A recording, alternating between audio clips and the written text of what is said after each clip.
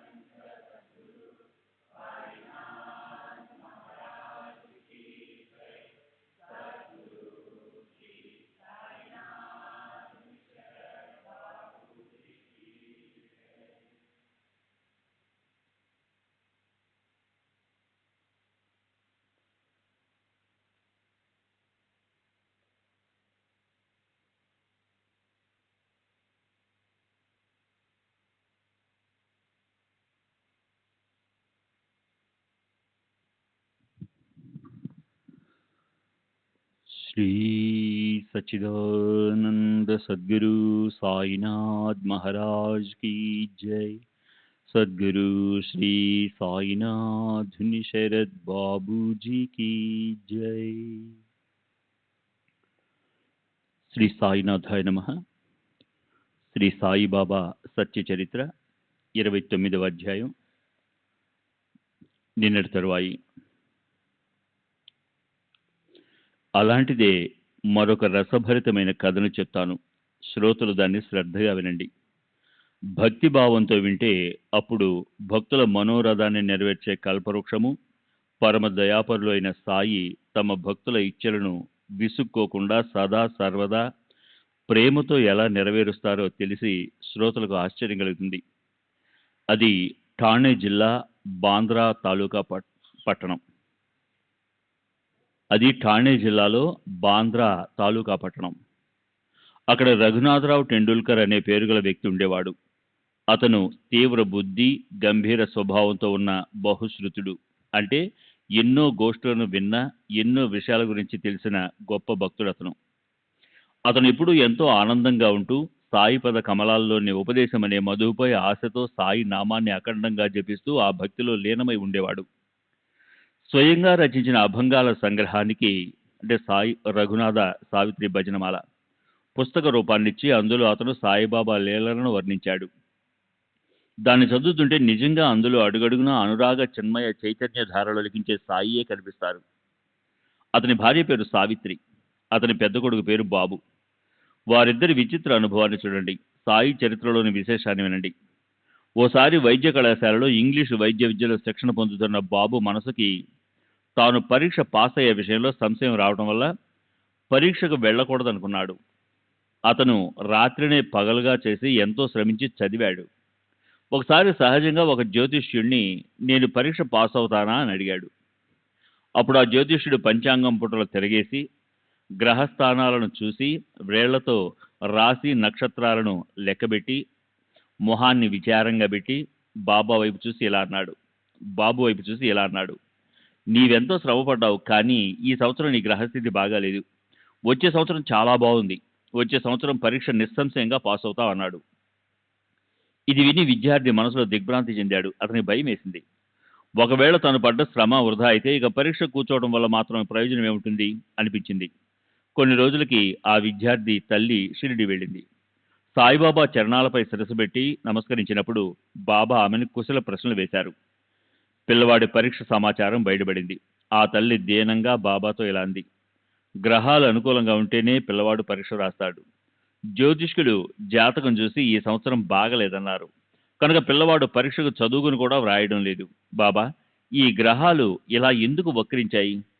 ఈ సంవత్సరం మాకిలా నిరాశ ఎందుకు కలిగింది? పరీక్ష ఒక్కసారిగా పూర్తయి పిల్లవాడు పాస్ అవుతాడని మేమంతా ఆశించాం. ఆమె దయనీయంగా చేసిన ప్రార్థన విని బాబా ఇలా అన్నారు, వాడిని నా మాట వినమని చెప్పు. జాతకాన్ని చుట్ట అవతల పెట్టి హాయిగా ప్రశాంత చిత్తంతో వాడిని పరీక్ష కూర్చోమను. ఎవరి మాట పట్టించుకోకండి. జాతకాల వెనకబడకండి. సాముద్రికాలను విశ్వసించకండి. బాగా చదువుకోమని పిల్లవాడితో చెప్పు. అతని శ్రమ ఫలిస్తుంది. ప్రశాంత చిత్తంతో పరీక్ష కూర్చోమనండి. నిరాశ చెందవద్దనండి. నాపై విశ్వాసం పెట్టమని చెప్పండి. సరే, బాబా ఆజ్ఞ తీసుకుని తల్లి తన గ్రామానికి వెళ్ళిపోయింది. పిల్లవాడికి బాబా చెప్పిన మాటలు చెప్పి అతనికి ఆ తల్లి ఉత్సాహాన్ని ధైర్యాన్ని నూరిపోసింది. పిల్లవాడు కూడా సాయి మాటలకు ఆనందించి పరీక్ష కూర్చున్నాడు. నియమిత సమయానికి సరైన సమాధానాలు రాశాడు. లిఖిత పరీక్ష పూర్తయింది. సమాధానాలు కూడా పూర్తిగా సంతృప్తికరంగా రాశాడు. కానీ తన గురించి తనకున్న అవిశ్వాసం అతన్ని దృఢంగా పట్టుకోవడం వల్ల స్థిరమైన అతని బుద్ధి మళ్లీ చెలించింది.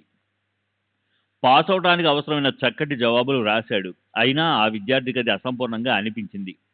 అతని ధైర్యం నీరుగారిపోయింది. అయినా అతను ఆ లిఖిత పరీక్ష పాస్ అయ్యాడు. అయినా తాను పాస్ కాడు అని అతనికి అనిపించింది. కనుక అతను ఉదాసీనంగా అయిపోయి మౌఖిక పరీక్ష కూర్చోలేదు. ఇక్కడ మౌఖిక పరీక్ష ప్రారంభమైంది. మొదటి రోజు గడిచిపోయింది. మర్నాడు అతని మిత్రుడు ఒకడు అతని ఇంటికి వచ్చాడు. అప్పుడు ఆ విద్యార్థి భోజనానికి కూర్చుని ఉన్నాడు. మిత్రుడు ఇలా అన్నాడు, ఇదేమిటి వింత? పరీక్ష అధికారికి నీ గురించిన చింతే పట్టుకుంది ఏమిటి? ఆయనే నన్ను చూసి రమ్మని పంపించాడు. టెండూల్కర్ నిన్న పరీక్షకు ఎందుకు రాలేదు అని అడిగాడు.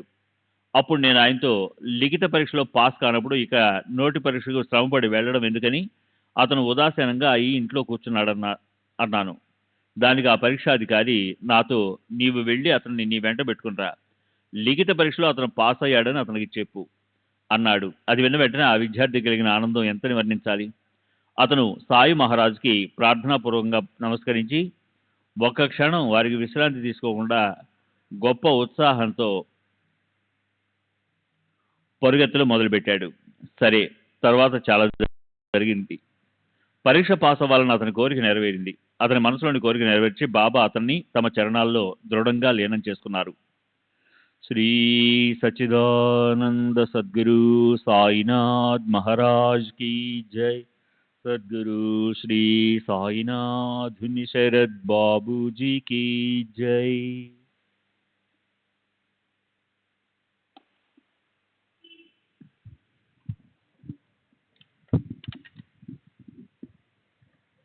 श्री सच्चिदानंद सद्गुरु साईनाथ महाराज की जय. సద్గురు శ్రీ సాయినాథుని శరత్ బాబూజీకి జై. పిండి విసిరేవారు తిరుగుల పిడిని అటు ఇటు ఊపి దృఢంగా చేస్తారు. గురు చరణాల్లో నిష్ఠ విషయం కూడా అంతే, అలాగే ఉంటుంది. సాయిబాబా నిష్టని అదే పనిగా ఊపి దృఢతరం చేస్తారు. వాళ్ళ మనసుల్లోని భావన చల్లించే విధంగా ఆయన ఎవరికీ కూడా ఎప్పుడూ ఏమీ చెప్పేవారు కాదు. బాబా ఇచ్చే అనుభవాలు ఎప్పుడూ ఇలాగే ఉండేవి. ఆ విధంగా ఆయన తమ భక్తుల శ్రద్ధను దృఢతరం చేసేవారు. ఆయన చెప్పిన మార్గంలో వెళుతున్నప్పుడు మొదట్లో మధురంగా సుఖంగా అనిపిస్తుంది. కానీ తరువాత దారంతా ముళ్ళ పొదలు ఎంతలా వ్యాపించి ఉంటాయంటే ఎక్కడ చూసినా ముళ్ళే కనిపిస్తాయి. అప్పుడు మన శ్రద్ధ చలిస్తుంది. మనసులో సహజంగా సంశయం రావటం మొదలై ఈ అడ్డదిడ్డమైన దారిలో సాయిబాబా ఎందుకు తీసుకువచ్చారా అనిపిస్తుంది. అయితే అలా అనిపించిన చోటే ప్రయత్నపూర్వకంగా శ్రద్ధను నిలిపి ఉంచుకోవాలి. ఈ కష్టాలు ప్రత్యక్షంగా మనకి గీటురాళ్లే. ఆ కష్టాల వల్లే మనసులో శ్రద్ధ దృఢంగా నాటుకుంటుంది. కష్టాల్లో పెదవి విప్పి నోరారా అఖండంగా సాయి నామస్మరణ చేస్తూ ఉంటే కష్టాలన్నీ కాలు జాడించి పారిపోతాయి. నామానికి అంత ప్రచండ శక్తి ఉంది చూడండి. అధ్యాయం 27. నామం పాపాలనే పర్వతాలను పడగొడుతుంది. నామం దేహ బంధాలను తెంచేస్తుంది. నామం చెడు వాసనలను సమూలంగా తరిమేస్తుంది. నామం కాలుడి మెడని విరిచేస్తుంది. జనన మరణాల పరిభ్రమణను తప్పిస్తుంది. ఆ సంకటానికి ప్రయోజనం ఉంటుంది. ఆ సంకటాలను కూడా సాయియే సృష్టిస్తారు. ఎందుకంటే వాటి వల్లే మనం సాయి నామస్మరణ చేస్తాం. సంకటాలు కూడా అప్పుడే సర్వనాశనం అవుతాయి. శ్రీ సచ్చిదానంద సద్గురు సాయినాథ్ మహారాజ్ కీ జై. సద్గురు శ్రీ సాయినాథుని శరత్ బాబూజీకి జై.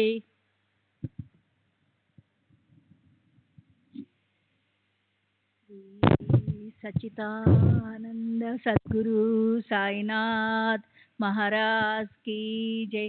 సద్గురు శ్రీ సాయినాథుని శరత్ బాపూజీకి జై. ఆ పిల్లవాడి తండ్రి బాబాకి ఎంతో ప్రేమక భక్తుడు. అతడు భావుకుడు, ఎంతో గంభీరుడు, ఉదారుడు, నీతి నియమాలతో వ్యవహరించేవాడు. ముంబాయి పట్టణంలో ఉండే గ్రహం అనే పేరు గల ప్రసిద్ధి చెందిన విదేశీ వ్యాపార సంస్థలో అతను ఏకనిష్టతో నిజాయితీగా ఉద్యోగం చేసేవాడు. వృద్ధాప్యం వచ్చి మీద పడటంతో అతని దేహంలో బలహీనత చోటు చేసుకుంది. అతని కళ్ళకి అంధత్వము వచ్చింది. ఇంద్రియాలు తమ పనులు నిర్వర్తించడంలో అసమర్థమయ్యాయి. హాయిగా కూర్చొని విశ్రాంతి తీసుకుంటే బావుండుననిపించింది. పని చేయటానికి అతనికి శరీరంలో శక్తి మిగల్లేదు. కనుక శారీరక ఆరోగ్యాన్ని బాగు చేసుకోవటానికి రఘునాథరావు సెలవు పెట్టి విశ్రాంతి తీసుకోవటం మొదలుపెట్టాడు. తర్వాత ఆ సెలవు అయిపోయింది. విశ్రాంతి పూర్తిగా లభించలేదని మళ్ళీ దరఖాస్తు పెట్టుకొని ఇంకా సెలవు మంజూరు చేయమని ప్రార్థించాడు.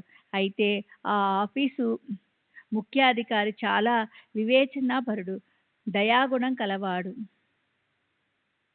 నిజాయితీ గల తమ సేవకుడి సేవను చూసి ఉదార హృదయం గల అతని యజమాని అతని శేష జీవితం గడపడానికి ప్రేమతో అతని జీతంలో సగభాగాన్ని పెన్షన్ ఇచ్చాడు.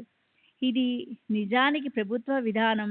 ఉత్తమ సంస్థలు కూడా సందర్భానుసారం నమ్మకమైన సేవకుల నిమిత్తం వారికి ప్రోత్సాహకరంగా ఈ విధానాన్ని అవలంబిస్తాయి. కానీ నా యజమాని కూడా నాకలా ఇస్తాడా? నేను వృధాగా ఏ పని లేకుండా ఉండిపోతానేమో అని అతను విచారించసాగాడు. 150 రూపాయల తన జీతంలో 75 రూపాయల పెన్షన్తో రోజు గడిపి కడుపు నింపుకోవటం భారమవుతుంది అన్న చింత అతని మనసుని తొలిచేసింది. అయితే ఆ తర్వాత ఓ తమాషా జరిగింది. బాబా చేసిన అద్భుతమైన పని చూడండి. వాళ్ళ హితానికి సంబంధించిన విషయాన్ని రఘునాథరావు భార్యని ఆయన ఎంత కుశలతతో అడిగారో వినండి. పెన్షన్ తీసుకోవటానికి 15 రోజుల ముందు బాబా ఆమె కల్లోకి వచ్చి ఆవిడ అభిప్రాయాన్ని అడిగారు. నెలకి 100 రూపాయలు ఇవ్వాలని నా మనస్సు కనిపిస్తోంది. నీ మనసులో అనుకున్న దానికి అది సరిపోతుంది కదా. అందుకు ఆ స్త్రీ ఇలా అంది, ఎందుకలా అడుగుతున్నారు బాబా, మాకు మీపై విశ్వాసం ఉంది. ఇక్కడ అతని దరఖాస్తు మంజూరైంది. రఘునాథరావు నమ్మకస్తుడైన ఉద్యోగి కనుక, ఈ రోజు వరకు అతను అపారమైన సేవ చేశాడు కనుక అతనికి జీతంలో సగం పెన్షన్గా ఇవ్వాలని నిర్ణయం జరిగింది. నోటితో బాబా 100 రూపాయలు అని అన్నప్పటికీ దాని మీద ఇంకా 10 రూపాయలు ఎక్కువ 110 రూపాయలు ఇచ్చారు. అలా దయ చూపించేవారు సాయి సమర్థులు. భక్తుల పట్ల తమకుండే ప్రేమను ఆయన నిగ్రహించుకోలేకపోయేవారు. శ్రీ సచిదానంద సద్గురు సాయినాథ్ మహారాజ్ కీ జై. సద్గురు శ్రీ సాయినాథుని శరత్ బాబూజీ కీ జై. శ్రీ సచిదానంద సద్గురు సాయినాథ్ మహారాజ్ కీ జై. సద్గురు శ్రీ సాయినాథుని శరత్ బాబూజీ కీ జై. ఇప్పుడు మరొక అందమైన మనోరంజకమైన భక్తుల ప్రేమను పెంచే శ్రోతలను ఆనంద డోలికల్లో ఊపే కథను వినండి. కెప్టెన్ హాటే అనే పేరు గల ఓ డాక్టరు బాబా పట్ల గొప్ప శ్రద్ధాభక్తులున్నవాడు. బాబా అతనికి ఓ తెల్లవారుజామున స్వప్న దర్శనమిచ్చారు. అదో అందాలొలికే అపురూపమైన కథ. హాటే గ్వాలియర్లో ఉండేవాడు. అక్కడ అతను స్వప్నంలో బాబాని చూశాడు. ప్రశ్నించే విషయంలో బాబాకున్న కుశలతను, హాటే దానికి ఇచ్చిన సమాధానాలు వినండి. బాబా ఇలా అన్నారు, నన్ను మర్చిపోయావా? హాటే వెంటనే ఆయన కాళ్ళు పట్టుకొని ఇలా సమాధానం ఇచ్చాడు, పిల్లవాడు, ఒకవేళ తల్లిని మర్చిపోతే ఆమె కాక అతనికి జీవించడానికి మరో సాధన ఉంటుందా అని లేచి హాటే హడావుడిగా తోటలోనికి వెళ్ళి నమనమలాడే తాజా చిక్కుడుకాయలు కోసి స్వయం పాకానికి కావలసిన సామాగ్రి, స్వయం పాకం అంటే భోజనానికి కావలసిన బియ్యం, పప్పు, పిండి, నెయ్యి మొదలైన సామాన్ని దక్షిణ డబ్బుతో సహా ఓ ప్రత్యేకమైన పద్ధతిలో భక్తిపూర్వకంగా తయారు చేశాడు. అలా అన్నీ సిద్ధం చేసుకొని ఆ చేటను బాబాకి అర్పించబోతున్నప్పుడు అంతలోనే హఠాత్తుగా అతని కళ్ళు తెరుచుకున్నాయి. తనకి కలొచ్చిందని అతనికి తెలిసింది. హాటే మనసుకి ఆ పదార్థాలన్నీ కలిపి షిరిడీకి వెళ్ళి బాబాకి ప్రత్యక్షంగా అర్పించాలనిపించింది. అయితే అప్పుడు అతను గ్వాలియర్లో ఉన్నాడు కనుక ముంబైకి లేఖ వ్రాసి ఈ విషయమంతా వివరంగా మిత్రుడికి కాకాసాహెబ్ దీక్షత్కు తెలియజేశాడు. షిరిడీ వెళ్ళమని అతనికి విన్నపం చేశాడు. అతనికి ఇంకా ఇలా తెలియజేశాడు, పోస్టులో డబ్బొస్తుంది, యోగ్యమైన వంట సామాగ్రి తీసుకోండి, కానీ చిక్కుడుకాయలు మాత్రం ఏదో రకంగా అందులో ఉండేటట్లు చూడండి. మిగిలిన డబ్బు మీతో తీసుకెళ్ళి వంటకంతో పాటు బాబాకి ఇవ్వాలి. అప్పుడు బాబా పాదాలకి నమస్కరించి ప్రసాదం అడిగి నాకది పంపించాలి. డబ్బు రాగానే ఆ మిత్రుడు బయలుదేరి షిరిడీకి వెళ్ళి సామాను తీసుకున్నాడు, కానీ చిక్కుడుకాయలు మాత్రం దొరకలేదు. సరిగ్గా అదే సమయానికి ఒక స్త్రీ తల మీద తట్ట పెట్టుకొని వచ్చింది. ఆమెను పిలిచి చూసినప్పుడు అందులో చిక్కుడుకాయలు కనిపించాయి. అది అందరికీ ఆశ్చర్యం కలిగించింది. అప్పుడు అతను సామానంతా మసీదు తీసుకెళ్ళి సాయి మహారాజుకి అర్పించాడు. ఆయన దాన్ని నానాసాహెబ్ నిమోన్కర్కి ఇవ్వగా నిమోన్కర్ మర్నాడు దాన్ని వండి బాబాకి నైవేద్యం పెట్టడానికి తెచ్చాడు. తర్వాత బాబా భోజనానికి కూర్చున్నప్పుడు అన్నము, పప్పు మొదలైన వాటిపై చేయైనా పెట్టకుండా చిక్కుడుకాయ కూరను తీసుకోవడం చూసి అందరికీ ఆశ్చర్యం వేసింది. చిక్కుడుకాయ కూరని కొంత తీసుకొని ఆయన నోట్లో వేసుకున్నారు. ఈ విషయం హాటేకి తెలిసినప్పుడు అతనిలో మనసుని ఆహ్లాద సాగరంలోనికి జారవిడిచే అంతులేని ఆనంద దీపాలు వెలిగాయి. ఇప్పుడు రాబోయే కథలోని చమత్కారం వినండి. సాయికి భక్తులను ముద్దు చేయడం అంటే ఎంతో ఇష్టం.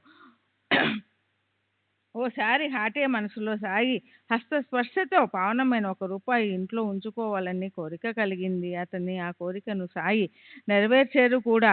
మనసులో కోరికలు కోట్లాదిగా ఉంటాయి. అందులోని చెడు కోరికలను చెరిపేసి మంచి కోరికలనే పెట్టుకోవాలి. శ్రీ సచ్చిదానంద సద్గురు మహారాజ్ కి జై.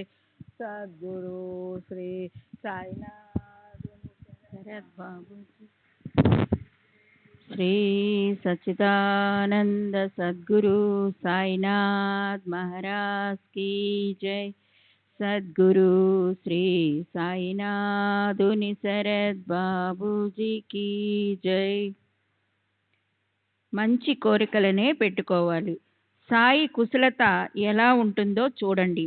ఆయన మన వెనుకే నిలబడి ఉంటారు కనుక ఆ రకమైన మంచి కోరిక ఉత్పన్నమైతే అది సఫలమవటానికి క్షణం కూడా ఆలస్యం కాదు. హాటే మిత్రుడొకడు సాయిబాబాని దర్శనం చేసుకోవాలన్న ఉత్సాహంతో షిరిడీకి బయలుదేరాడు. కోరిక మాత్రం మంచిదై ఉండాలి. సాయి ఆ కోరికను ప్రేమతో నెరవేరుస్తారు. సత్ప్రవర్తనపై ఇష్టముండే వారి ముద్దు ముచ్చటలను తీర్చవలసిన బాధ్యత సాయి మీదే ఉంటుంది.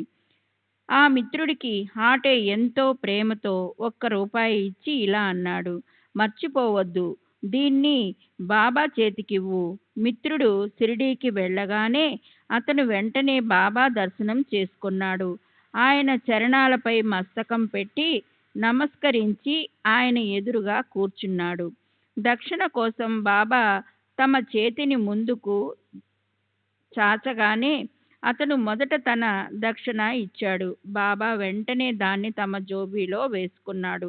తరువాత అతను హాటే ఇచ్చిన ₹1 తీసి దాన్ని కూడా నమస్కరించి బాబా అరచేతిలో పెట్టి ఇలా అన్నాడు, ఈ దక్షిణ హాటే నాతో పంపాడు. సాయిబాబా సర్వుల హృదయాల్లోనూ నివసిస్తారు. హాటే గ్వాలియర్లోనే ఉన్నప్పటికీ అతని మనసులోని కోర్కెను తెలుసుకొని ఆ ₹1 వైపు ఆయన చూశారు. హృదయంలో పొంగిపొరలే ప్రేమతో బాబా దాన్ని తమ ముందు పెట్టుకుని దానివైపు నిశితంగా అలాగే చూస్తుండిపోయారు. అక్కడున్న వారంతా కూడా బాబా వైపు ఆశ్చర్యంగా అలాగే చూడసాగారు.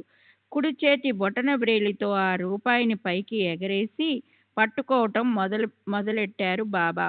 అలా కొద్దిసేపు ఆడుకొని ఆ ₹1ని ఆయన తిరిగి ఇచ్చేశారు. ఆ మిత్రునితో బాబా ఇలా అన్నారు, ఇది ఎవరిదో వాళ్ళకే ఇచ్చేసెయ్యి. నీతో ప్రసాదం తీసుకెళ్ళు.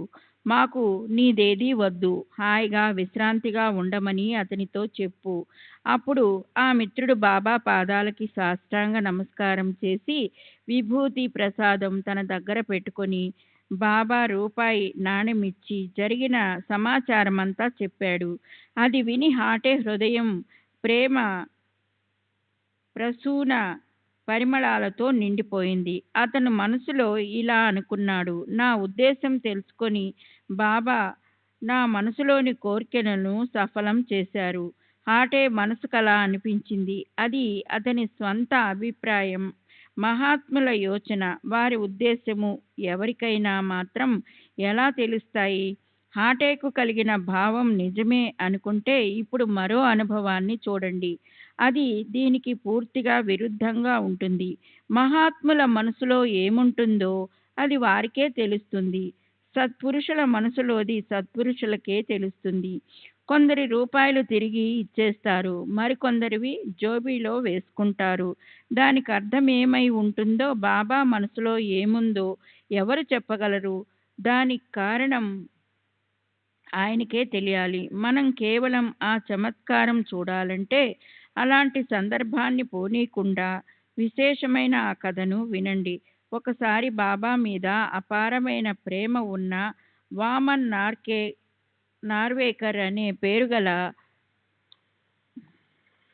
భక్తుడు ఒక అందమైన రూపాయిని భక్తిపూర్వకంగా బాబాకి సమర్పించటానికి వచ్చాడు. దానికి ఒకవైపు సీతారామ లక్ష్మణుల బొమ్మలున్నాయి. మరోవైపు చేతులు జోడించిన మారుతి అందమైన బొమ్మ ఉంది.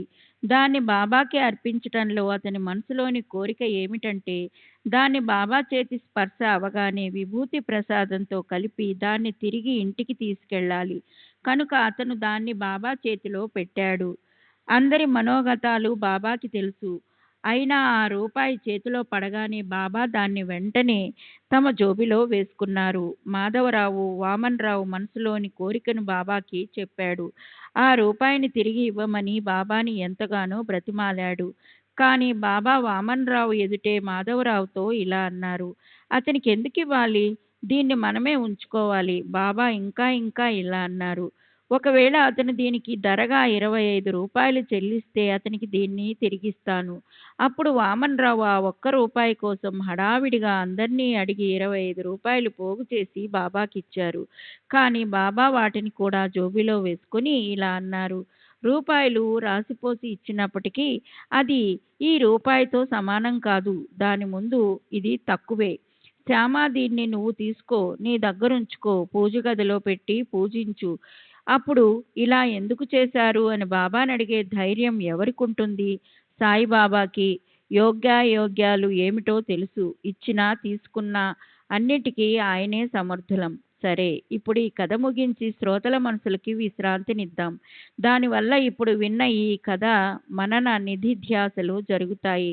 ఏదైనా చేసినా లేదా విన్నా దాన్ని బాగా ఆలోచించకపోతే అది మనసులోకి రాదు. దాన్ని మళ్ళీ మళ్ళీ లోతుగా ఆలోచించకపోతే ఆ శ్రవణం వ్యర్థమవుతుంది. హేమాడ్ పంత్ సాయిని శరణన్నాడు. సకల సాధనలకి మానవ జీవితంలో ప్రాప్తింప చేసుకోగల అన్ని విషయాలకు సాధన కారణభూతమైన అంగం అయిన బాబా చరణాలను తలపై ధరిస్తున్నాడు. ఇప్పుడు తరువాతి నిరూపణ వస్తుంది. సర్వులకి శుభమస్తు. ఈ ప్రకారంగా సత్పురుషులు సజ్జనులు ప్రేరణ కలిగించిన భక్త హేమాడ్ పంత్ రచించిన శ్రీ సాయి సమర్థుల సత్య చరిత్రలోని స్వప్న కథా కథన అనే పేరుగల 29వ అధ్యాయం ముగిసింది. శ్రీ సద్గురు సాయినాథార్పణమస్తు. శుభం భవతు. శ్రీ సచిదానంద సద్గురు సాయినాథ్ మహారాజ్ కీ జై. సద్గురు శ్రీ సాయినాథుని శరత్ బాబూజీ కీ జై. 30వ అధ్యాయము మొక్కుబడుల కథాకథనము.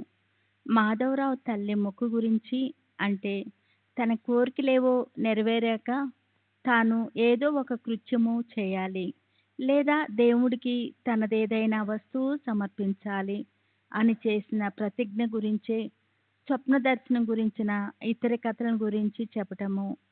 శ్రీ గణేశునికి నమస్కారము, శ్రీ సరస్వతీదేవికి నమస్కారము, శ్రీ గురు మహారాజ్కి నమస్కారము, శ్రీ కులదేవతకి నమస్కారము, శ్రీ సీతా శ్రీరామచంద్రులకి నమస్కారము, శ్రీ సద్గురు సాయినాథునికి నమస్కారము.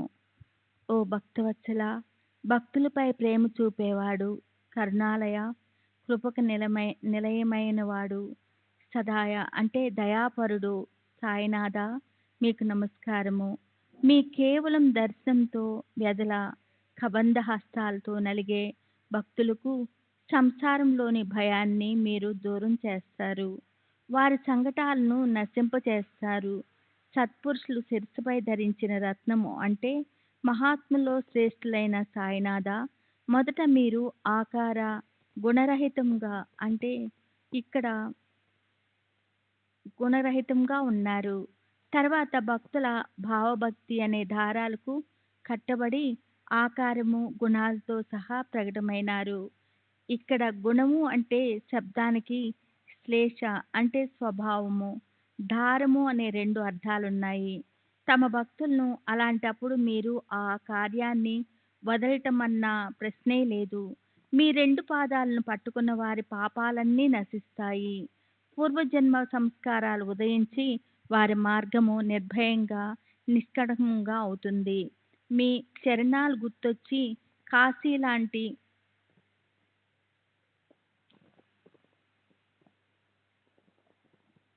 కాశీ లాంటి గొప్ప క్షేత్రాల్లో ఉండే బ్రాహ్మణులు కూడా షిరిడీకి వస్తారు. గాయత్రి మంత్రాన్ని పునశ్చరణ అంటే దాన్ని సిద్ధింపు చేసుకోవటానికి చేసే శాస్త్రోక్త అనుష్ఠానం చేస్తారు. లేదా పురాణ గ్రంథాలు చదువుతారు.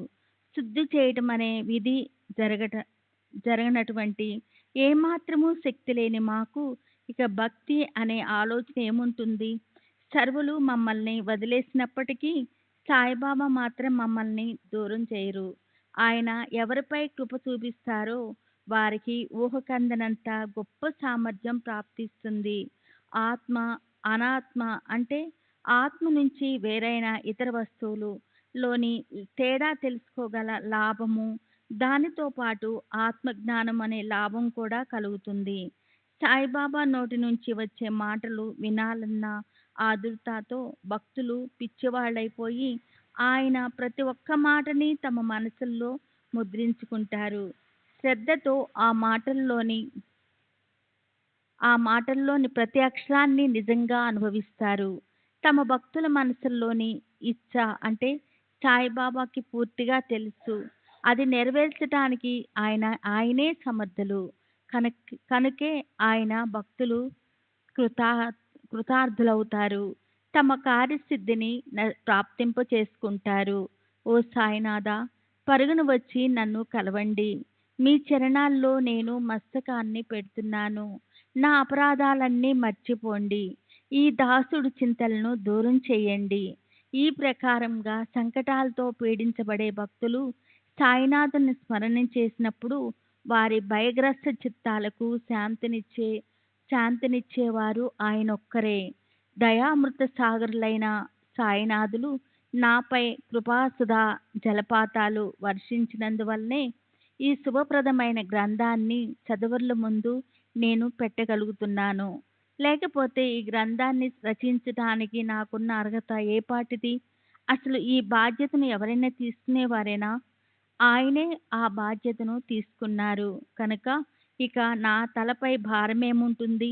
నా వాణిని ప్రకాశింప చేయగలవారు, నా మనసుని ముసిరిన అజ్ఞానమనే అంధకారాన్ని నశింప చేయగల సాయి సమర్థులనే చిన్మయ దీపిక నా వద్ద ఉన్నప్పుడు నేను మనసులో శంకను ఎందుకు పెనవేసుకోవాలి? అత్యంత కృపామృత సాగరులైన ఆ ప్రభువుపై నాకున్న విశ్వాసం వల్ల నాకు కొంచెం కూడా బాధ అనిపించలేదు. నా మనసులోని కోరిక నెరవేరింది. ఈ గ్రంథము ఆయన కృపాప్రసాదమే. ఈ గ్రంథమనే సత్పురుషుల సేవ అంటే నా పూర్వజన్మలోని పుణ్య సంగ్రహమే. దేవా, మీకు చేసే ఈ సేవ వల్ల నేను అదృష్టవంతుణ్ణి, ధన్యుణ్ణి అయ్యాను.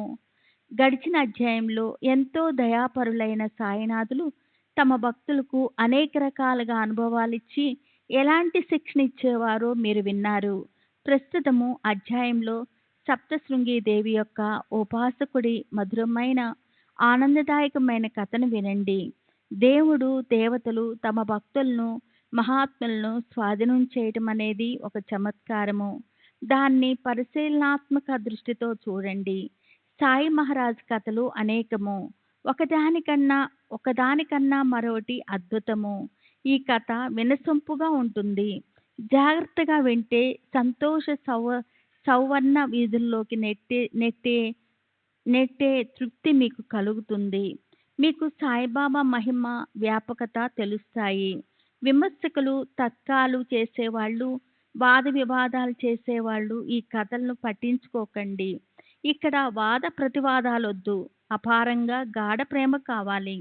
ఈ కథని వినేవారు జ్ఞానులై ఉండాలి, భావికులై ఉండాలి, శ్రద్ధాపరులు, నిష్ఠావంతులు అయి ఉండాలి, మహాత్ముల సేవకులై ఉండాలి. ఇతరులకి కథలు అబద్ధము అనిపిస్తాయి.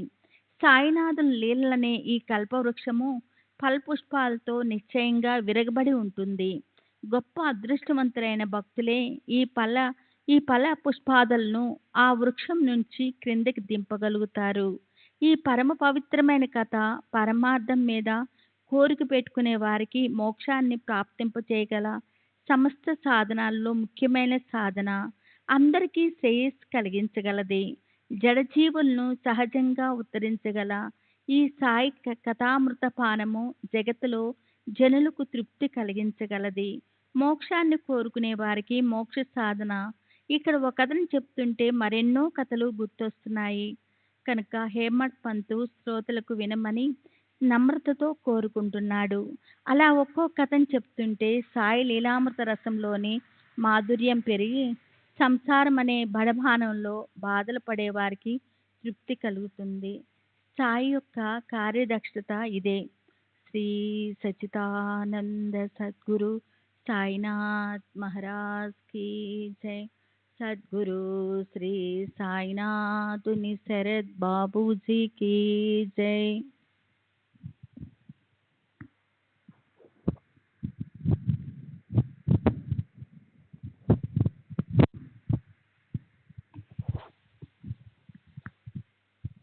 శ్రీ సచ్చిదానంద సద్గురు సాయినాథ్ మహారాజ్ కీ జై. సద్గురు శ్రీ సాయినాథుని శరత్ బాబూజీ కీ జై. నాసిక్ జిల్లాలోని వణి అనే గ్రామంలో కాకాజీ వైద్య అనే పూజారి ఒక దేవిని పూజిస్తుండేవాడు. ఆ దేవి పేరు సప్తశృంగి.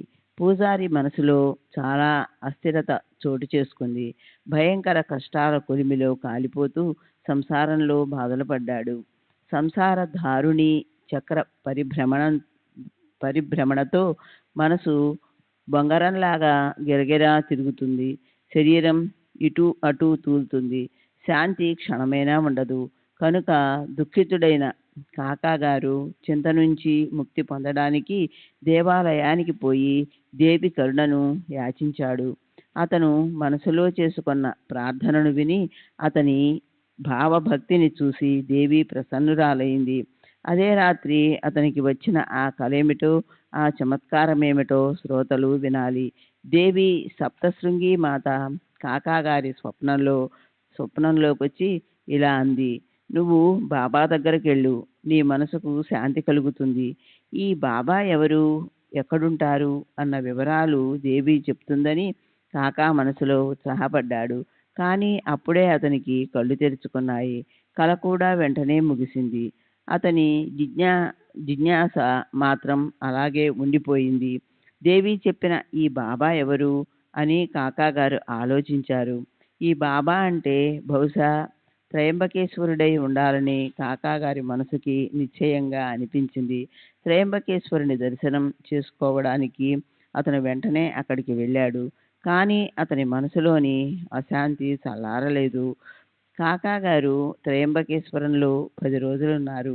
కానీ చివరి వరకు అతని ఉదాసీనత పోలేదు. అతని మనసులోని క్షోభ ఏమీ పోలేదు.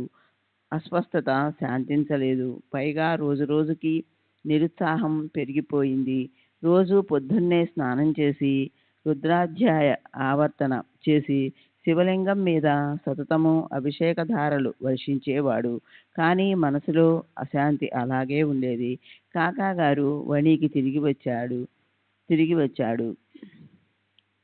దేవి దగ్గరికి మళ్ళీ వెళ్ళి అత్యంత దయానీయంగా ప్రార్థిస్తూ ఇలా అన్నాడు, త్రయంబకేశ్వరానికి నన్ను ఎందుకు పంపించావు? ఇప్పటికైనా నా మనసుని స్థిరం చెయ్యి. ఈ వ్యర్థమైన ప్రయాణాలు ఆపేసెయ్యి. దేవి ఆ రాత్రి మళ్ళీ అతనికి దర్శనమిచ్చి ఇలా అంది, నేను బాబా అని అన్నది షిరిడీలోని సమర్థ సాయిబాబా గురించే. నువ్వు అనవసరంగా త్రయంబకేశ్వరం ఎందుకు వెళ్ళావో అర్థం కావడం లేదు. కాకాగారు అప్పుడు మనసులో ఇలా అనుకున్నాడు, ఈ షిరిడీ ఎక్కడుంటుంది? అక్కడికి ఎలా వెళ్ళాలి?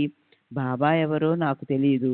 ఇప్పుడు అక్కడికి నేను వెళ్ళడం ఎలాగో అదేమీ అర్థం కావడం లేదు. కానీ సత్పురుషుల మహాత్ముల చరణాల్లో ఆసక్తిని, వారి దర్శనం చేసుకోవాలని మనసులో కోరికను పెట్టుకుంటే వాళ్ళు ఉత్తమ ఇచ్ఛను సత్పురుషులే కాదు ఈశ్వరుడు కూడా నెరవేరుస్తాడు. సత్పురుషులే ఈశ్వరుడు. ఇద్దరిలో కొంచెం కూడా భేదం లేదు. అంతేకాదు ఇద్దరిని వేరు అనటమే దైత్యం. మహాత్ములు, ఈశ్వరుడు ఇద్దరూ నిరంతరం ఐక్య రూపంతోనే ఉంటారు. నేను నా స్వంత ఇచ్ఛతో మహాత్ముల దర్శనానికి వెళ్తాను, నా మనసులోని కోరికను నెరవేర్చుకుంటాను అని అనడం కేవలం అహంకారం, గొప్పలు చెప్పుకోవడము అవుతుంది. సత్పురుషుల చేతలు అత్కర్యం అత్కర్యం సత్పురుషుల మనసుకి అనిపించకపోతే అసలు వాళ్ళ దర్శనానికి ఎవరైనా పోగలరా? ఆశ్చర్యం ఏమిటంటే వాళ్ళ సత్తా లేకపోతే చెట్టు ఆకైనా కదలదు. దర్శనం చేసుకోవాలనే ఉత్కంఠ, తీవ్ర భావన, మనసు నిండా నిష్ట పెట్టుకున్న ఆ భక్త శ్రేష్ఠునికి స్వానంద గంగాధరీ తరంగాల్లో తేలియాడే అనుభవం అపరిమితంగా లభిస్తుంది. శ్రీ సచ్చిదానంద సద్గురు సాయినాథ్ మహారాజ్ కీ జై. సద్గురు శ్రీ సాయినాథుని శరత్ బాబూజీ కీ జై. సచిదానంద సద్గురు సాయినాథ్ మహారాజ్ కీ జై. సద్గురు శ్రీ సాయినాథుని శరత్ బాబూజీకి జై. సాయిబాబా దర్శనానికి ఎలా పోవాలి అన్న చింత కాకా గారి మనసుని పట్టి పీడించింది. అయితే ఇక్కడికి అతని చిరునామాని వెతుకుతూ షిరిడీ నుండి ఒక అతిథి వచ్చాడు. ఆ అతిథి మాత్రం సామాన్యుడా? అందరికంటే అతని బాబాకెంతో ప్రేమాస్పదుడు. అతని పేరు మాధవరావు. అతనికి వంశపారపర్యంగా వచ్చిన పేరు దేశపాండే. అతను తప్ప ఇతరులెవరు బాబా వద్ద అంత చనువుగా ఉండేవారు కాదు. అతను ఎప్పుడూ బాబాతో ప్రేమగా, చిలిపిగా కలహిస్తూ ఉండేవాడు. ఆయన్ని అరేయ్ ఒరేయ్ అనేవాడు. కడుపున పుట్టిన బిడ్డలా అతనికి విలక్షణ ప్రేమ ఉండేది. అలాంటి ఆ అతిథి ఆ క్షణంలో వణికి వచ్చాడు. మాధవరావుకి చిన్నతనంలో జబ్బు చేసినప్పుడు అతని తల్లి సప్తశృంగిదేవికి మొరపెట్టుకుందట. వీణ్ణి నీ ఒడిలో పెట్టాను. వీణ్ణి బతికించడం, చంపడం నీ చేతిలోనే ఉంది. నా బిడ్డ బాగైతే నిశ్చయంగా నీ పాదాల్లో పెడతాను అని దేవికి మొక్కుకున్నప్పుడు పిల్లవాడికి నయమైంది. వైద్యుడేమిటి, దేవుడేమిటి, పని అయిపోయాక వాళ్ళని మర్చిపోతాం. మొక్కు అనేది కష్టాలున్నంత వరకే గుర్తుంటుంది. అది ఒకవేళ తీర్చకపోతే భీతికి కారణమవుతుంది. శ్రీ సచిదానంద సద్గురు సాయినాథ్ మహారాజ్ కీ జై. సద్గురు శ్రీ సాయినాథుని శరత్ బాబూజీకి జై. సరే, ఎన్నో రోజులు, నెలలు, సంవత్సరాలు గడిచిపోయాయి. మాధవరావు తల్లి మొక్కునే మరిచిపోయింది. చివరికి తన మరణ సమయంలో ఆమె మాధవరావుకి ఇలా చెప్పింది. ఆ మొక్కి ఎన్నో సంవత్సరాలైంది. తీర్చాలనుకుంటేనే నాకు ఈ రోజు వచ్చేసింది. ఇంకా ఆలస్యం చెయ్యవద్దు. దేవీ దర్శనానికి వెంటనే వెళ్ళు. అలాగే ఓసారి ఆ తల్లి 2 సనాలకి చర్మ వ్యాధి వచ్చింది. భరించరానంత బాధ కలగడం వల్ల ఆమె దేవికి మరో మొక్కుకుంది. నీకు నేను సాష్టాంగం చేస్తున్నాను. ఈ యాతన నుంచి నీవు నన్ను తప్పిస్తే 2 వెండి స్తనాలను నీకు సమర్పిస్తాను. తీరుస్తాను. తీర్చకుండా మనుకుంటేనే ఆ మొక్కు కూడా అలాగే ఉండిపోయింది. అది కూడా ఆ తల్లికి మరణ సమయంలోనే గుర్తొచ్చింది. దీన్ని గురించే బాబాకి, మాధవరావుకి అతని తల్లి బాప్య అనేది గుర్తు చేసి మొక్కు తీరుస్తానని మాట తీసుకొని వాసనారహితులై ఏ వాసన మిగలనటువంటి స్థితిలో మరణించి హరీష్ చరణాల్లో లీనమైంది. తర్వాత శ్యామ పోదాం అనుకుంటుండగానే రోజులు, నెలలు, సంవత్సరాలు గడిచిపోయాయి. మాధవరావు కూడా ఆ విషయం మర్చిపోయాడు. ఆ మొక్కు తీర్చకుండా అలాగే ఉండిపోయింది. ఓవి 5263. ఈ ప్రకారంగా 30 సంవత్సరాలు గడిచిపోయాయి. షిరిడీలో ఏం జరిగిందో చూడండి. ఒక జ్యోతిష్కుడు ప్రయాణం చేస్తూ అక్కడికొచ్చాడు. అతనికి జ్యోతిష శాస్త్రాన్ని గురించి గాఢమైన జ్ఞానం ఉంది. భూత, భవిష్యత్తు, వర్తమానములు అతనికి తెలుసు. అనేక ప్రశ్నలను అడిగినప్పుడు వాటికి సమాధానాలు చెప్పి అతను గ్రామస్తుల నుంచి మంచి మొప్పు పొందాడు. శ్రీమాన్ కేశవరావు రూటి మొదలైన అనేకులు ఎదుట జరగబోయే విషయాలు చెప్పి అందరికీ అతను తృప్తి కలిగించాడు. మాధవరావు చిన్న తమ్ముడు బాపాజీ తన భవిష్యత్తుని అడిగినప్పుడు ఆ జ్యోతిష్కుడు వారి మీద దేవి కోపగించిందని చెప్పాడు. అతను ఆ తర్వాత ఇలా అన్నాడు. మీ అమ్మ తన మొక్కిన మొక్కును మీ అన్నయ్యకి తీర్చమని తన మరణ సమయంలో చెప్పింది. ఇప్పటి వరకు ఆ మొక్కు తీర్చకపోవడం వల్ల దేవి మీకు ఎన్నో కష్టాలను కలిగిస్తుంది. మాధవరావు ఇంటికొచ్చాక బాపాజీ అతనికి సంగతంతా చెప్పాడు. అది విని మాధవరావుకి అసలు విషయం గుర్తొచ్చింది. కంసాలిని పిలిచి 2 వెండి స్తనాలను చేయించాడు. అవి తీసుకొని అతను మసీదుకి వెళ్ళాడు. బాబాకి సాష్టాంగం చేసి ఆ 2 వెండి స్తనాలను ఆయన ముందు పెట్టి ఇలా అన్నాడు: ఈ మొక్కును తీర్చండి. మీరే మాకు సప్తశృంగి, మీరే మాకు దేవి.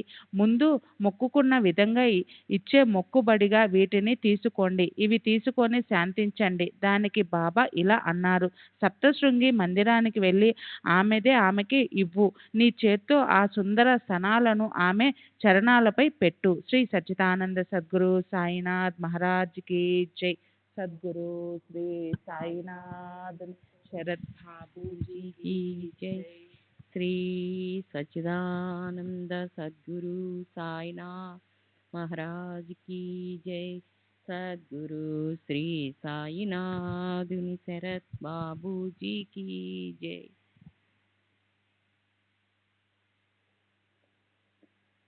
బాబాకి సాష్టాంగం చేసి ఆ 2 వెండి స్తనాలను ఆయన ముందు పెట్టి ఇలా అన్నాడు: ఈ మొక్కును తీర్చండి. మీరే మాకు సప్తశృంగి, మీరే మాకు దేవి.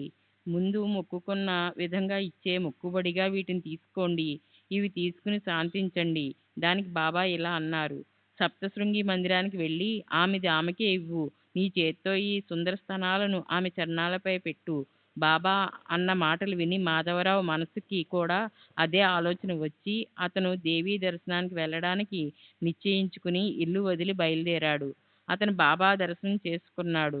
శుభ ఆశీస్సులను కోరి విభూది ప్రసాదాన్ని ఆయన అనుమతిని తీసుకుని బయలుదేరాడు. సప్తశృంగికి వచ్చాడు. తన పూర్వజుల నాటి నుంచి వస్తున్న కుల పురోహితుని వెతుకుతూ వెళ్ళాడు. అదృష్టవశాత్తు అతను అలా సహజంగా కాకాగారింటికి వచ్చాడు. సాయిబాబాను వెంటనే దర్శనం చేసుకోవాలన్న కోరిక కాకాగారి మనసులో ఉన్నప్పుడే ఈ మాధవరావు వచ్చి కలవటం జరిగింది. ఇదేమన్నా చిన్న విషయమా? మీరెవరు? మీరెక్కడి నుంచి వచ్చారు అని అడిగినప్పుడు అతను షిరిడి నుంచి వచ్చాడని తెలిసింది. అతని ఆనందానికి పరిమితి ఎక్కడా? వారిద్దరూ అమాంతం కౌగిలించుకున్నారు. అలా వారిద్దరూ ఆనందించి సాయిబాబా లీలలను ముచ్చరించుకున్నారు. శ్యామ ముక్కు కార్యక్రమం అయిపోగానే ఉపాధ్యాయుడు షిరిడీకి బయలుదేరాడు. మాధవరావు లాంటి వారి సాంగత్యం, అందులోనూ అది కోరకుండానే లభించడం వల్ల ఆ పురోహితుడు ఆనందంతో పొంగిపోయాడు. అతను షిరిడీ వెళ్ళాలని అనుకున్నాడు. శ్యామ మొక్కు తీర్చిన తరువాత మొదట తన మనసులో కోరుకున్నట్లు ఆ ఆతృత తపనలతోనే కాకాగారు బయలుదేరారు. షిరిడీ వద్ద గోదావరి తీరానికి వచ్చారు. అక్కడి నుంచి వెంటనే షిరిడీ వచ్చారు. రాగానే గొప్ప ప్రేమతో, ఉత్సాహంతో సాయిబాబా దర్శనానికి బయలుదేరారు. కాకాగారు బాబా చరణాలకు నమస్కరించారు. అశ్రుపూర్ణ నయనాల నుంచి జలజల కారే కన్నీటితో వాటిని కడిగారు. దర్శన సుఖంతో సంపన్నమైనారు. అతని మనసును పెనవేసిన అశాంతి తొలగి ప్రశాంతి కలిగింది. ఏ కారణంతో దేవి కళ్ళలోకి వచ్చిందో ఆ సమర్థ సాయినాథుని తన కళ్ళతో చూసి కాకాగారు నిజంగా సుఖించారు. అతని మనోరథం నెరవేరింది. సరే, సాయి దర్శనంతో కాకాగారు సుఖ సంపన్నులైనారు. అతని చిత్తంలో చిన్మయ జ్యోతులు వెలిగాయి. శ్రీ సచ్చిదానంద సద్గురు సాయినాథ్ మహారాజ్ की जय। सद्गुरु श्री साईनाथ शरद बाबू जी की जय।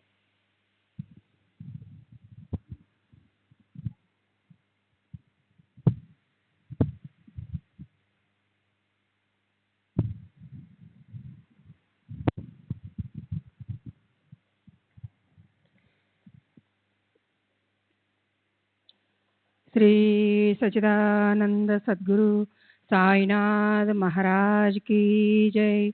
सद्गुरु श्री साईनाथ शरद बाबू जी की जय। ఆనందం చిందులు వేసింది. బాబా అత్యంత కృపను వర్షించడంతో అతని మనసు నిజంగా నిశ్చింతగా అయ్యింది. అతని మనసులోని చాంచల్యం నశించిపోయింది. అతను అబ్బురపడసాగాడు. తనను తానే ప్రశ్నించుకున్నాడు. ఈయన కరణి ఎంత అద్భుతం! ఒక్క మాట కూడా మాట్లాడలేదు, ఏమీ ప్రశ్నించనూ లేదు, ఆశీర్వాదం కూడా ఇవ్వలేదు. కేవలం ఈయన దర్శనంతోనే సుఖం కలిగింది. నా మనసులోని చాంచల్యం ఆయన కేవల దర్శనంతోనే శాంతించింది. నాకు అలౌకిక సుఖం సమృద్ధిగా ప్రాప్తించింది. దీన్నే కాబోలు దర్శన మహిమ అని అంటారు. కాకా గారి దృష్టి బాబా పాదాలపై లగ్నమైంది. అతని నోటి నుంచి ఒక్క మాటైనా బయటకు రాలేదు. బాబా గురించిన విశేషాలను చెవులారా విని అతనికి పట్టరానంత ఆనందం కలిగింది. పూజారి కాకా భావ భక్తితో సాయి సమర్థులను శరణన్నాడు. తన మనసులో సుఖశాంతులను మళ్లీ పొంది మునుపటి చంచల వృత్తిని మర్చిపోయాడు. ఈ ప్రకారంగా కాకా గారు షిరిడీలో 12 రోజులుండి సుస్థిర మనసుతో సప్తశృంగికి తిరిగి వెళ్ళారు.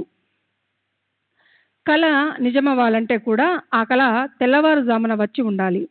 అలాంటి సమయంలో వచ్చిన కళలే సఫలమవుతాయి, వేరే సమయాల్లో వచ్చిన కళలు వ్యర్థమవుతాయి అని అందరూ అనుకుంటారు. కానీ ఈ షిరిడీ స్వప్నాలు ఎక్కడ ఎప్పుడొచ్చినా భక్తులకు అవి ఏ అవాంతరాలు లేకుండా అనుభవాన్ని కలిగిస్తాయి. దీన్ని గురించి ఓ చిన్న సంగతి శ్రోతలకు చెప్తాను. అది వింటే వారి మనసుకి గొప్ప ఆశ్చర్యం కలుగుతుంది. బాబా కథలు వినాలన్న ఉత్సాహం మరింతగా కలుగుతుంది. ఓ రోజు మధ్యాహ్నము 2 గంటలకు బాబా కాకా దీక్షిత్తో ఇలా అన్నారు: గుర్రబండి చేసుకొని రాహతాకి వెళ్ళు, కుశాల్ బావుని తీసుకునిరా. అతన్ని చూసి చాలా రోజులైంది, అతన్ని చూడాలనిపిస్తోంది కనుక అతన్ని తీసుకురమ్మని నిన్ను పంపించానని అతనితో చెప్పు. దీక్షితు ఆ ఆజ్ఞను శిరసావహించి గుర్రబండి చేసుకుని వెంటనే రాహతాకి వెళ్ళాడు. కుశాల్ బావు కలిసిన వెంటనే అతనితో తన రాకకి కారణం చెప్పాడు. బాబా కబురందుకున్న కుశాల్ బావుకి ఎంతో ఆశ్చర్యం కలిగింది. అతను ఇలా అన్నాడు: ఇప్పుడే నేను నిద్రపోయి లేచాను. నిద్రలో కూడా బాబా నాకు అదే ఆజ్ఞ ఇచ్చాడు. మధ్యాహ్నం భోజనం చేసి అలా చేరగలబడి విశ్రాంతి తీసుకుంటున్నప్పుడు కళ్ళు మూతలు పడగానే బాబా నాతో స్వప్నంలో ఇప్పుడే షిరిడీకి బయలుదేరు అన్నారు. నా కోరిక బలపడింది. కానీ ఏం చేయను, దగ్గరలో గుర్రం లేదు కనుక పిల్లవాడిని ఆ విషయం కనుక్కురమ్మని పంపాను. పిల్లవాడు అలా ఊరు బయటకు వెళ్ళాడు. ఇలా మీ గుర్రబండి వచ్చింది. దానికి దీక్షితు పరిహాసంగా ఇలా అన్నాడు: కనుకే బాబా నన్ను పంపించారు. మీరక్కడికి నాతో వస్తానంటే బయట బండి సిద్ధంగా ఉంది. అప్పుడు కుశాల్ బావు మనసంతా ఆనందంతో నిండిపోగా దీక్షిత్తో పాటు షిరిడి వచ్చాడు. తాత్పర్యం ఏమిటంటే కుశాల్ బావుని కలవాలన్న బాబా మనసులోని కోరిక నెరవేరింది. కుశాల్ బావుకి కూడా బాబా చేసిన ఈ లీలను చూసి కంఠం రుద్ధమైంది. శ్రీ సచ్చిదానంద సద్గురు సాయినాథ్ महाराज की जय। सद्गुरु श्री साईनाथनी शरद बाबू जी की जय।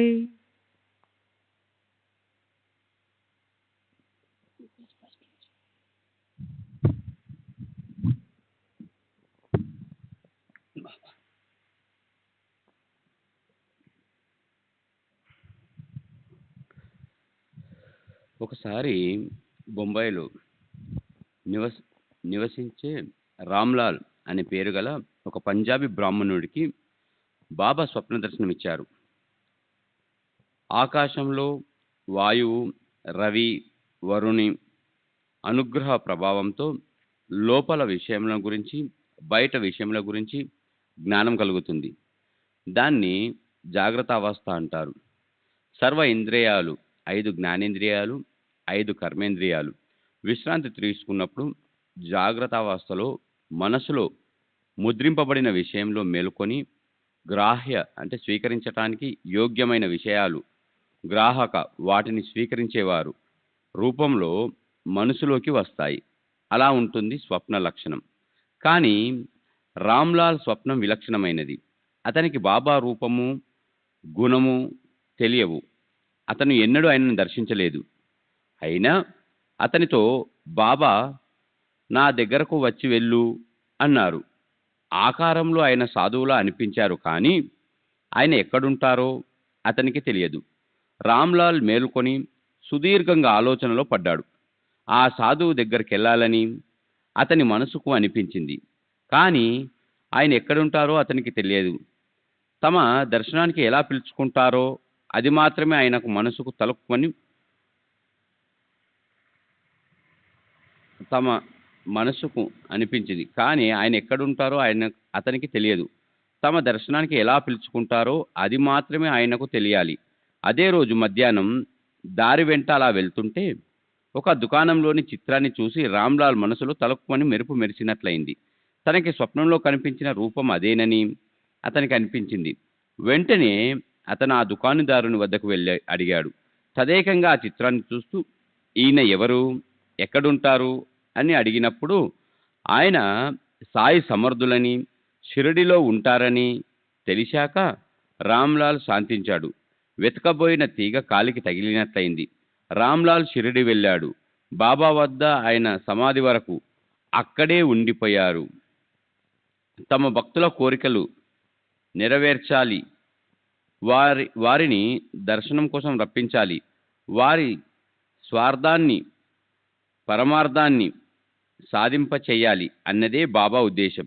నిజానికి ఆయన స్వయంగా సదా సర్వదా ఆవస్తకములు, నిష్కములు, స్వార్థరహితములు, నిరాకారములు, మమాకార రహితులు అయిన భక్తుల కోరికలు నెరవేర్చడానికి వారు అవతరించారు. క్రోధమనే గాలి కూడా సోకని వారికి ద్వేషము దానిని చోటుండదు. స్వార్థపరుల వైపు ఆయన కన్నెత్తి చూడరు. వారికి నిస్వార్థులపైనే ప్రేమ ఉంటుంది. అదే వారికి జీవితంలో శ్రేష్టము, అంతిమ సాధ్యము. వారు ధర్మం గురించి ప్రస్తావించకుండా క్షణం పాటైన వ్యర్థమైన మాటలు మాట్లాడరు. వారే నిజమైన సాధువులు. సారాంశం, నా చేయి పట్టుకొని బాబా తమ చరిత్రను రాయించుకోవటంలో ఉద్దేశం ఏమిటంటే తమ భక్తులు తమ స్మరణలో నిమగ్నం అవ్వాలనే కనుక. హేమాడ్ పంత్ ఎంతో వినయంతో శ్రోతలను కోరుతున్నాడు. మీరు ఈ సాయి సచ్చరిత్రను శ్రద్ధతో భక్తిపూర్వకంగా వినండి. దానివల్ల మీ మనసుకు శాంతి లభిస్తుంది. దురాచరణల పట్ల ఉదాసీనత కలుగుతుంది. సంసారం నుంచి పూర్తిగా ముక్తినిచ్చే సాయి చరణాలలో భక్తి కలుగుతుంది. సరే, రాబోయే అధ్యాయంలో మానస సరోవరానికి వెళ్తున్న సన్యాసి విజయానందుడు బాబా చరణాలకు ముక్తి లభించటం గురించిన కథను వస్తుంది. భక్తుడు బలారాం మాన్కర్ కూడా బాబా అలాంటి విశ్రాంతినే ఇస్తారు. తాత్యా సాహెబ్ నూల్కర్, మేగుడు వీరే కోరికలను కూడా సాయిబాబా యథేచ్ఛగా తీరుస్తారు. ఇదే కాదు, పులిలాంటి క్రూర జంతువు కూడా బాబా తమ చరణాలలో స్థానమిస్తారు. అలా సాయిబాబా యొక్క అగాధ లీలలను వినటానికి దుర్లభం ముంచి అవకాశము, ఆనందదాయకమైన సందర్భం వస్తాయి. సర్వులకు శుభమస్తు. ఈ ప్రకారం సత్పురుషులు, సజ్జనులు ప్రేరణ కలిగించిన భక్త హేమాడ్ పంత్ రచించిన శ్రీ సాయి సమర్థ సచ్చరిత్రంలోని మొక్కుల కథ మన పేరుగల 30వ అధ్యాయం ముగిసింది. శ్రీ సచిదానంద సద్గురు సాయినాథ్ మహారాజ్ కీ జై. సద్గురు శ్రీ సాయినాథుని శరత్ బాబూజీ కీ జై. 30వ అధ్యాయం పరిపూర్ణ వివరణ. ఈ అధ్యాయంలో దీనికి ముందు 2 అధ్యాయంలోని భక్తులకు కలిగిన దృష్టాంతములు అనే స్వప్నములను గురించి ఉంది. అలాంటి స్వప్నాల్లో వ్యవహారికంగా ఎప్పుడు వచ్చే స్వప్నాలు, వీటిలో ఉన్న తేడా ఏమిటో దానిని గురించిన వియోచన ఇక్కడ చేయటం ప్రయోజనకరం.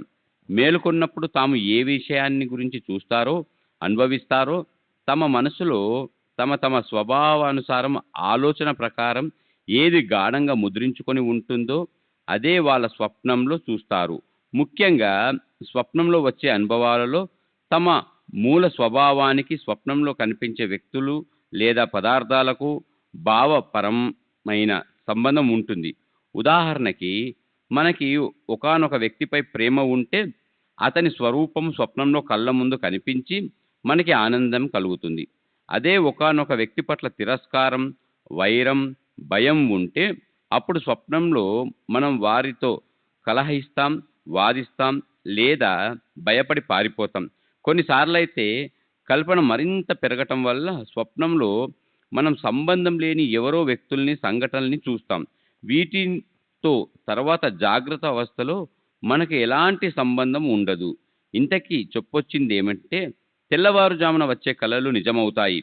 యోగాలతో సంభవించే ఈ ఘటనల మీద కొందరికి అభిప్రాయం ఉంటుంది. ఇది 100% ఖచ్చితంగా జరుగుతుంది అనటానికి వీల్లేదు. దృష్టాంతాల పరిస్థితి మాత్రం పూర్తిగా వేరు. మొదట దృష్టాంతం మన ఆరాధ్య దేవత నుంచో, సద్గురువు నుంచో, లేదా ఏదో ఒక మహనీయుడి నుంచో వస్తుంది. సాధారణంగా మనుషుల నుంచి కాదు. దృష్టాంతాల్లోని స్వప్నంలో తమకు శ్రద్ధ, ప్రేమ ఉన్న వ్యక్తులు ఎదురుగా కనిపిస్తున్నారంటే సందేహం లేదు. కానీ అప్పుడప్పుడు మనకు ఇంతకు ముందు ఎన్నడూ చూడని వ్యక్తులు కూడా మన ఎదుట వస్తారు. ఏ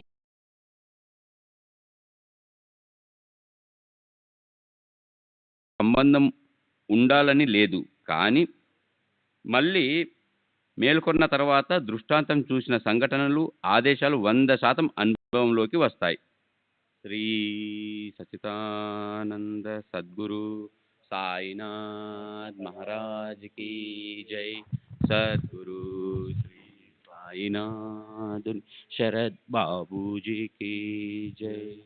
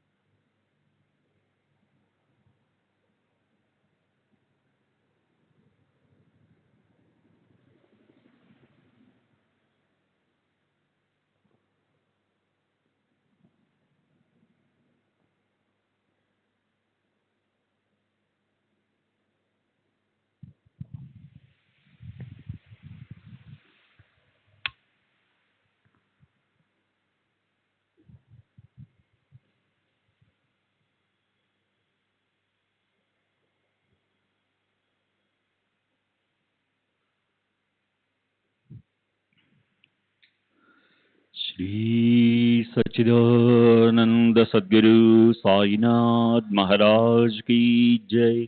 सद्गुरु श्री साईनाथ शरद बाबू जी की जय. साई रहम नजर करना, बच्चों का पालन करना. साई रहम नजर करना, बच्चों का पालन करना. जाना तुमने जगत पसार, सब ही झूठ जमाना. जाना तुमने जगत पसार, सब ही झूठ जमाना. साई रहम नजर करना, बच्चों का पालन करना. साई रहम नजर करना, बच्चों का पालन करना. मैं अंधा हूँ बंदा आपका, मुझसे पथ दिखलाना. मैं अंधा हूँ बंदा आपका, मुझसे पथ दिखलाना. साई रहम नजर करना, बच्चों का पालन करना. साई रहम नजर करना, बच्चों का पालन करना. दासगणों कहे अब क्या बोलूं, थक गई मेरी रसना. दासगणों कहे अब क्या बोलूं, थक गई मेरी रसना. साई रहम नजर करना, बच्चों का पालन करना। साई रहम नजर करना, बच्चों का पालन करना। रहमो नजर करो अब मोरे साई, तुम बिना नहीं मुझे बाप बाई। रहमो नजर करो मैं आंधा हूँ बंदा तुम्हारा, मैं आंधा हूँ बंदा तुम्हारा।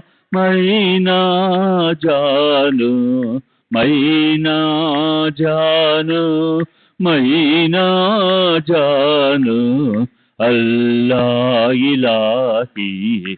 रहमो नजर करो, रहमो नजर करो अब मोरे साई, तुम बिना नहीं मुझे माँ बाप भाई।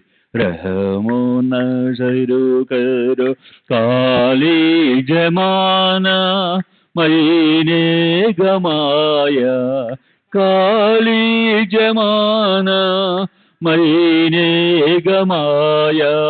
साथी आखिर का, साथी आखिर का, साथी आखिर का तुम बिना कोई। रहमो नजर करो, रहमो नजर करो अब मोरे साई, तुम बिना नहीं मुझे माँ बाप भाई। रहमो नजर करो अपने मस्जिद का झाड़ू गणो है, अपने मस्जिद का झाड़ू गणो है। मालिक हमारे, मालिक हमारे, मालिक हमारे तुम बाबा साई। रहमो नजर करो, रहमो नजर करो अब मोरे साई, तुम बिना नहीं मुझे माँ बाप भाई। रहमो नजर करो। श्री सच्चिदानंद सद्गुरु साईनाथ महाराज की जय। सद्गुरु श्री साईनाथ निशरद बाबू जी की जय।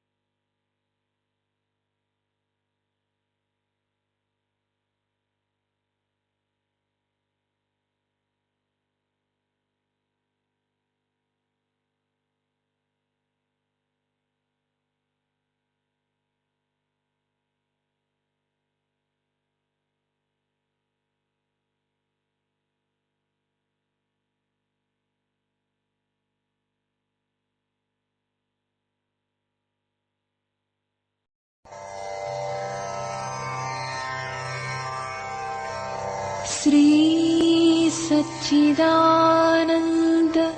सद्गुरु साईनाथ महाराज सद्गुरु श्री साईनाथुनि शरद बाबूजी की जय।